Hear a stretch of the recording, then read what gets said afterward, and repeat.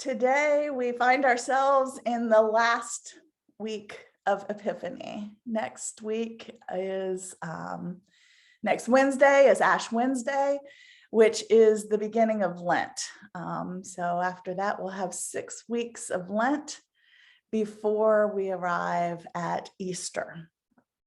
So spring is coming, but first we will sit with Epiphany for 1 more week, and then we have a time of introspection before we make it to Easter. Our focus this week is on God's promise to gather all of God's children who have been exiled to a foreign land or foreign lands back together again in Jerusalem, the faithful city. The gospel passage this week stays in the book of Luke, the same chapter that we were in last week. Last week, we witnessed Jesus bring a widow's son back to life. Because of this, word about him spread throughout Judea and all the surrounding country. Apparently, this word spread to John the Baptist, who was in prison, and he sent 2 of his disciples to Jesus to ask Jesus, "Are you the one who is to come, or are we to wait for another?" Jesus's response for them was to go tell John what they had seen and heard. The blind see, the lame walk, lepers are cleansed, the deaf hear, the dead are raised, and the poor receive good news. So the text that we will be pondering today begins as these 2 disciples of John leave to return to John. But before we ponder the gospel text, I will read the Old Testament passage for today's lectionary from the prophet Zechariah. Oh, but first let me light my candle to represent God's presence with us here today. And if you have a candle with you, I welcome you to light yours as well.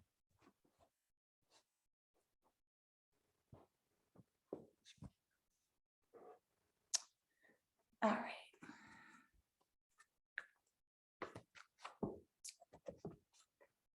Going to read Zechariah chapter 8, verses 1 through 8. The word of the sovereign of heaven's legions came to me, saying, "Thus says the commander of heaven's vanguard, I am jealous for Zion with great jealousy, and with great wrath I am jealous for her. Thus says the ruler of the multitudes of heaven, I will return to Zion and will dwell in the midst of Jerusalem. And Jerusalem shall be called the faithful city. And the mountain of the sovereign of the vanguard of heaven shall be called the holy mountain. Thus says the Holy One of heaven's armies. Elder women and elder men shall sit in the streets of Jerusalem, each with staff in hand because of their great age.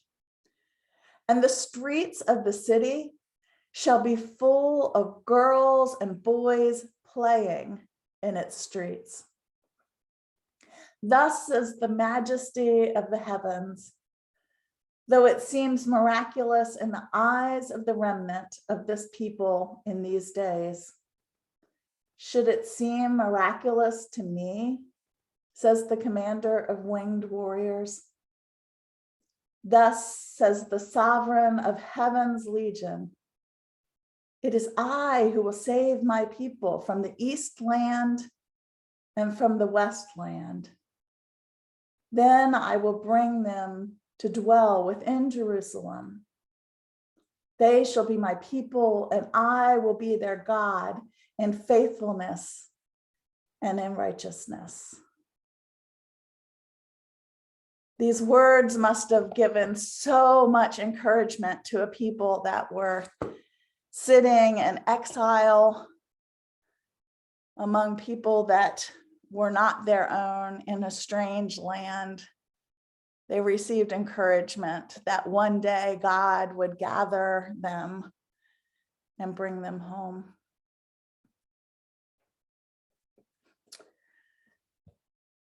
So before I read the gospel passage through for the first time, I will pray for our graces. To know Jesus more intimately, to love him more intensely, and to follow him more closely. Luke chapter 7, verses 24 to 35. When John's messengers had gone, Jesus began to speak to the crowds about John. What did you all go out into the wilderness to see? A reed shaken by the wind? What did you go out to see? A person dressed in luxurious robes? Look, those whose clothing is lavish and who live in self-indulgence are in royal palaces. What then did you all go out to see? A prophet? Yes, I tell you, and more than a prophet. This is the one about whom it is written, look, I am sending my messenger ahead of you, who will prepare your way before you. I tell you, among those born of women, no one is greater than John. Yet, the least in the reign of God is greater than he. Now, all the people who heard this, including the tax collectors, professed the righteousness of God, being baptized with the baptism of John. But by refusing to be baptized by him, the Pharisees and the legal scholars rejected God's counsel for themselves. To what then will I compare the people of this generation? And what are they like? They are like children in the marketplace, sitting and calling to one another. We played the flute for you, and you did not dance. We wailed, and you did not weep. For John the baptizer has come eating no bread and drinking no wine, and you all say, he has a demon. The Son of Woman has come eating and drinking, and you all say, look, a glutton and a drunkard, a friend of tax collectors and sinners. Yet wisdom is vindicated by all her children. The word of the Lord.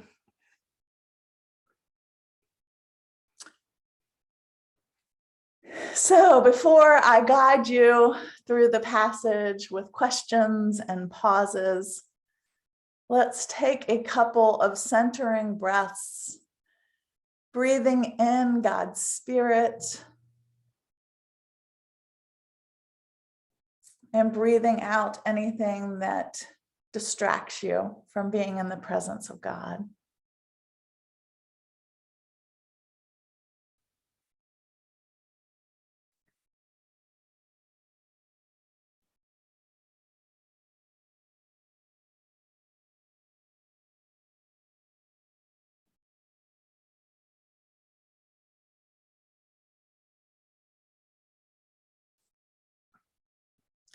And I pray again for today's graces to know Jesus more intimately, to love him more intensely, and to follow him more closely. I invite you to enter the story.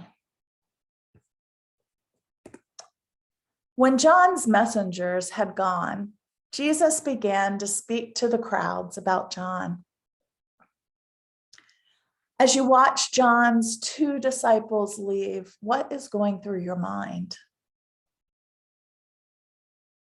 They had asked Jesus if he was the one who is to come.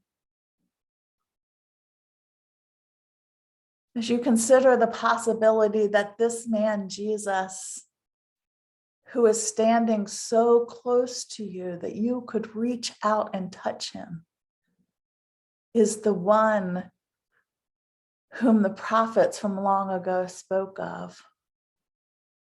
What are you feeling?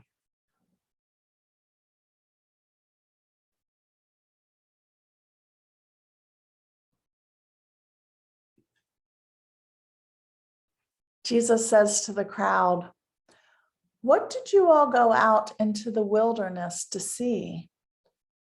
A reed shaken by the wind?" The reed, a symbol of beauty and fertility of the area. Imagine a whole bed of reeds swaying in the breeze by the shores of the Sea of Galilee.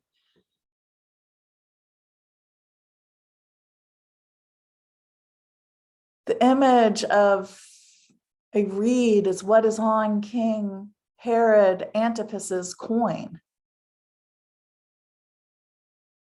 Perhaps you have one of those in your pocket or purse. If so, pull it out and hold it in your hand. As you look at the image or rub your fingers over it, ask yourself if political power is what you are seeking. Are you looking for a new king who will overthrow the current political system?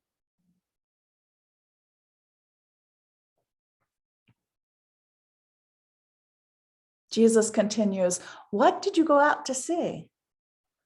A person dressed in luxurious robes?" Visualize people who wear designer clothes. What do they look like?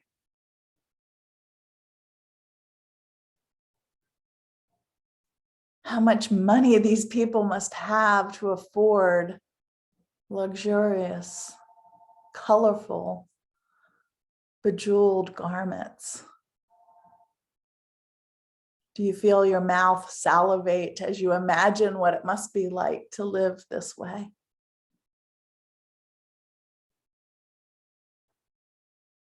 As you stand there with the others who are following Jesus, look at your own tunic.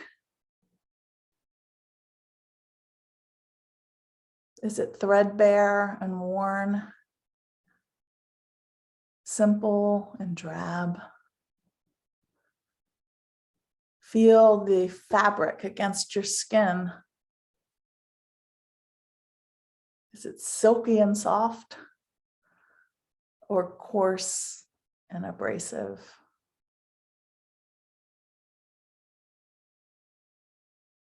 Jesus says, look, those whose clothing is lavish and who live in self-indulgence are in royal palaces. How do you respond to Jesus's words? John the Baptist certainly didn't wear lavish clothing. He wore coarse and abrasive camel's hair. Think back when you went to meet him in the wilderness. Were you disappointed with his appearance?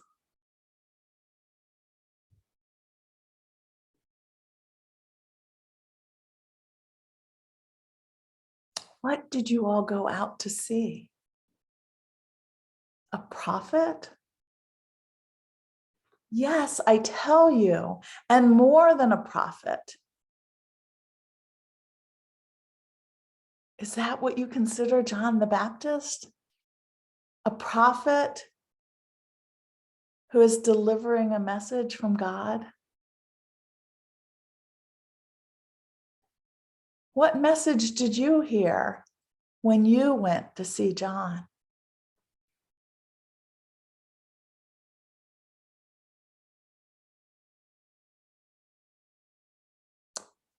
Jesus said, "This is the one about whom it is written, 'Look, I am sending my messenger ahead of you, who will prepare your way before you.'"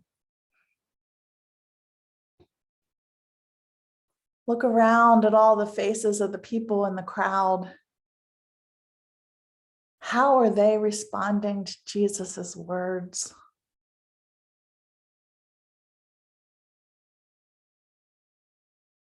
He is quoting from the prophet Malachi, whose message to the people was that one day God will send a messenger who will reunite and purify all of Israel prior to the great, quote, "great and terrible day of the Lord," unquote.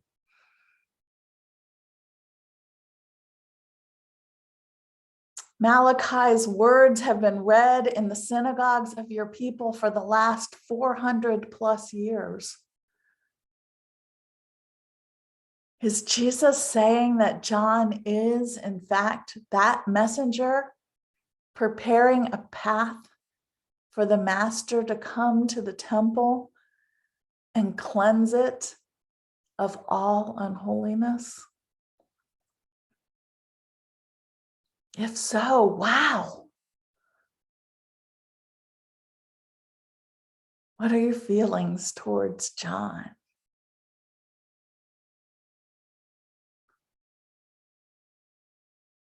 Jesus says, "I tell you, among those born of women, no one is greater than John. Yet the least in the reign of God is greater than he." If John is the messenger that Malachi spoke of course, there is no one greater than him. But what does Jesus mean about the least in the reign of God being greater than John?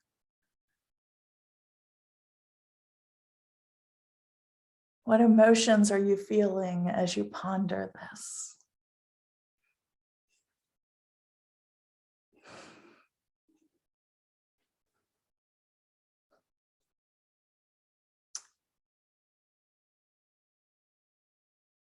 Now, all the people who heard this, including the tax collectors, professed the righteousness of God, being baptized with the baptism of John.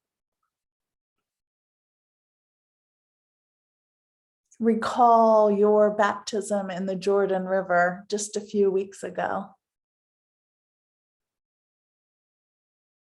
Remember how you repented and pledged your loyal love to Yahweh alone.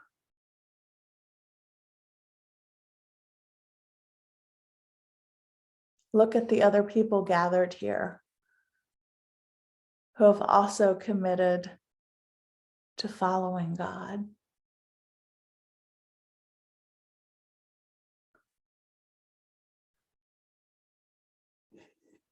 But by refusing to be baptized by John, the Pharisees and the legal scholars rejected God's counsel for themselves. Are there any Pharisees or scribes in the crowd today? What do you feel toward them?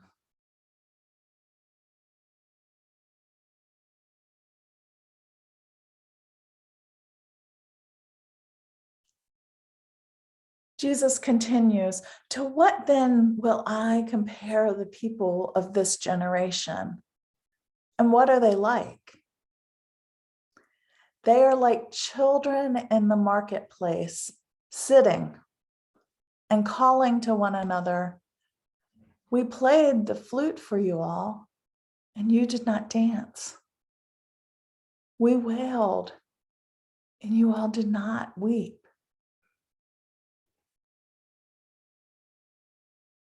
How do you respond to this accusation from Jesus?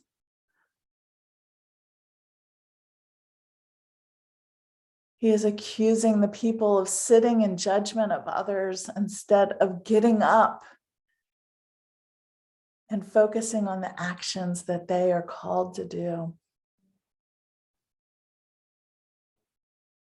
Does it make you feel a bit uncomfortable?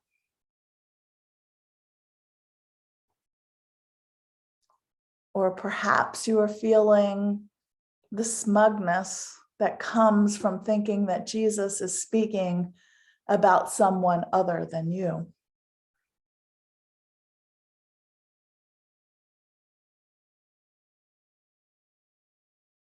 For John the baptizer has come eating no bread and drinking no wine, and you all say he has a demon.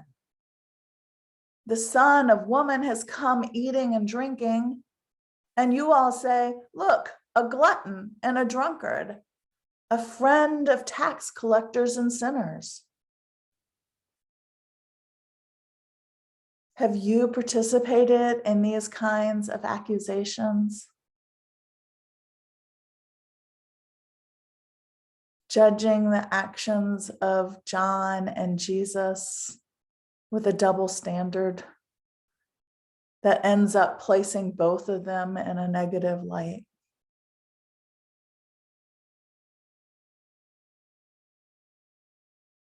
What might be driving that impulse to criticize them?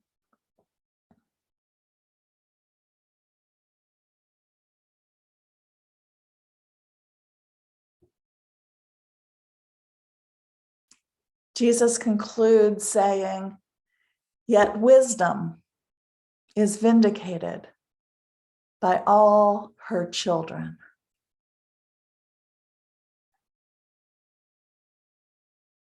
Wisdom's children, according to Proverbs 1-8, are those who hear and follow God's instruction.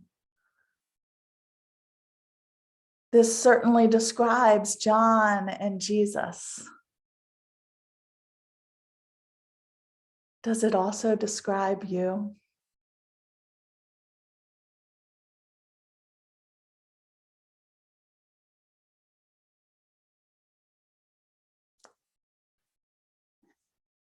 I invite you to spend the next 10 minutes in a colloquy with the divine.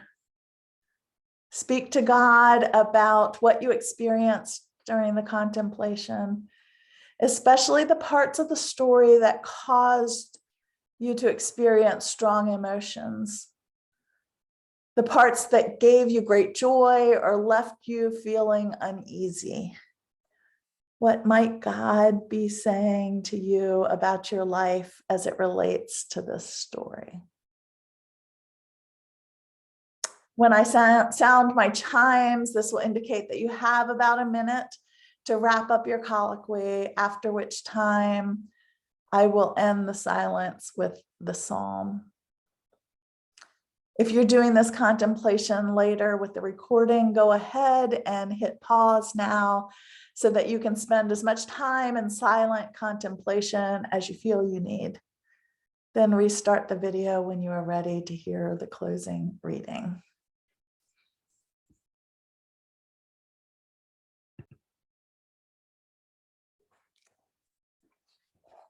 We'll close our time of silence with the psalm for today. Psalm 95, 1-7. Come, let us sing joyfully to the rock who birthed us. Let us shout to the rock of our salvation. Let us come into God's presence with thanksgiving. With songs of praise, let us shout to God.